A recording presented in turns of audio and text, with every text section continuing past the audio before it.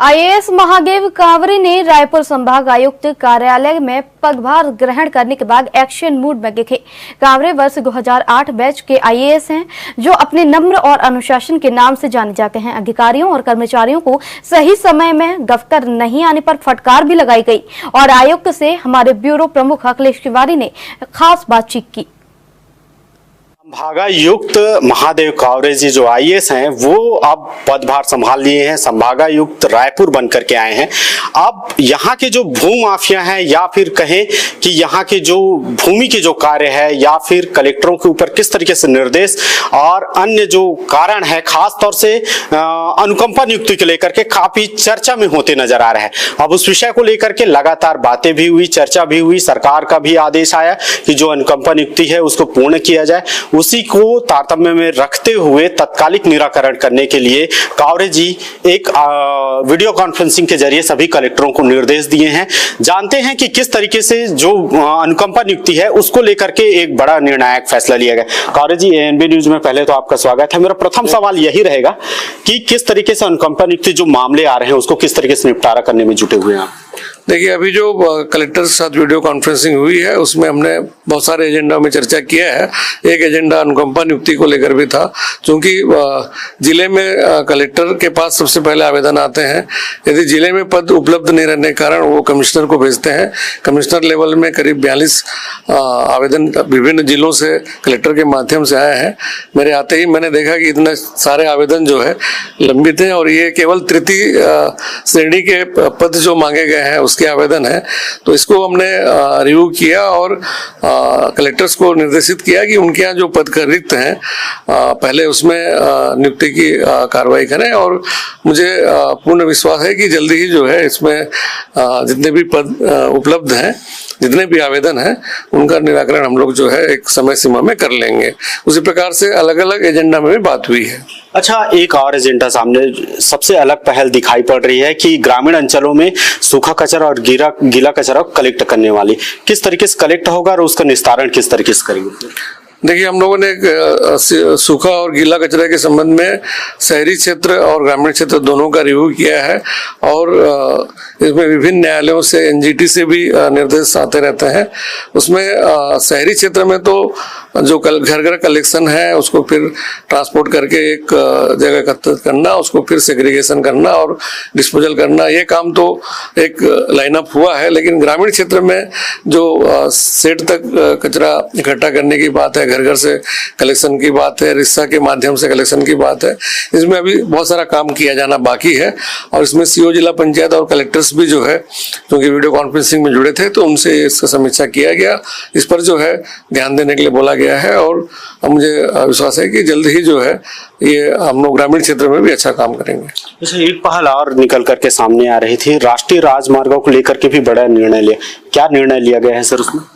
देखिए, भू अर्जन को लेकर बात होती है कि जो जितने भी सड़कें हैं या हमारे रेलवे लाइंस हैं, उसके लिए जो भू अर्जन होता है, चाहे एनएचआई के माध्यम से हो, एनएच के माध्यम से हो, पीडब्ल्यूडी के लिए हो या रेलवेज के लिए हो या विभिन्न विभागों के लिए, चाहे इरिगेशन प्रोजेक्ट्स के लिए हो, भू अर्जन केसेस में रेट को लेकर हमेशा एक रहता है कि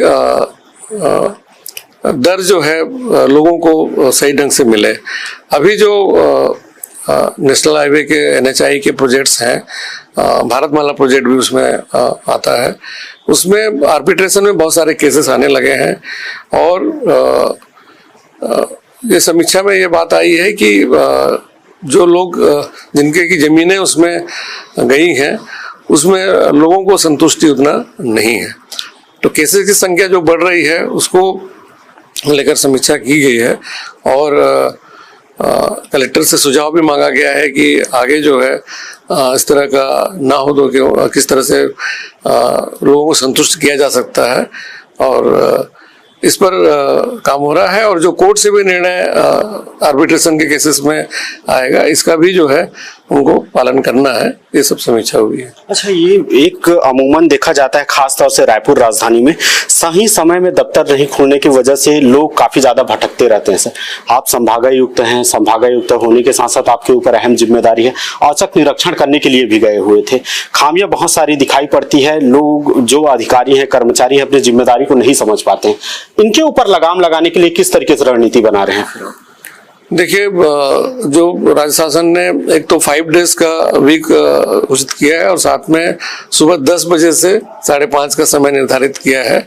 तो इस समय पर लोग कर्मचारी आए, इसके लिए हमने आकस्मिक निरीक्षण भी किया, और जो लोग अनुपस्थित थे उनको नोटिस भी जारी किया है। और मैंने सभी संभागीय लेवल के जितने अधिकारी हैं उनकी बैठक लेकर भी निर्देशित किया है। कलेक्टर्स कॉन्फ्रेंस में भी ये बात जो है मैंने बताया है कि कर्मचारी एक तो समय पर पहुंचे, उनके टेबलों में जो है उसकी नाम पट्टिका भी लगे, पदनाम लिखा रहे, ये भी निर्देशित किया है।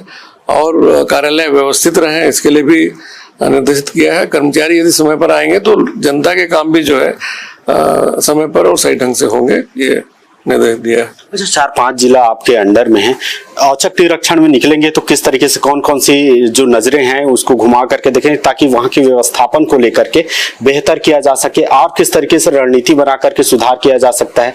ये राजधानी में तो आप आसानी से चले जाते हैं सर कि पास में है, लेकिन और दूसरे जिले हैं, वहां किस तरीके से निरीक्षण करने के लिए दौरा करेंगे आप? फिर देखिए, हम लोगों ने एक रोस्टर भी बनाया हुआ है हर जिले के लिए। हमारे जो डिप्टी कमिश्नर हैं उनको अलग अलग जिला हमने अलग अलग विभाग के निरीक्षण के लिए भी आदेशित किया है, और मैं स्वयं भी जो है कुछ जिलों में मैं खुद भी जाऊंगा और निरीक्षण उसमें करेंगे। केवल समय को लेकर ही नहीं, बल्कि हम लोग उनकी वहाँ की वर्किंग और वहाँ के जो रिकॉर्ड्स वगैरह संधारण होना है उसका भी पूरा जो है देखेंगे, और ये राजधानी रायपुर के अलावा सभी जिलों में भी होगा। बिल्कुल, निश्चित तौर पे आईएएस महादेव कावरे जी हैं। निश्चित तौर पे कई ऐसे विषय हैं जिसको रणनीति बना करके उनको सफलता और खास तौर से एक नियमानुसार नियमावली में लाने की बात कही जा रही है। अब खास बात यह भी रहेगी कि किस तरीके से जो अधिकारी और जो कर्मचारी जो सही समय में नहीं पहुंच पाते हैं उसके ऊपर किस तरीके से कलेक्टर जो है लगाम लगाते हैं।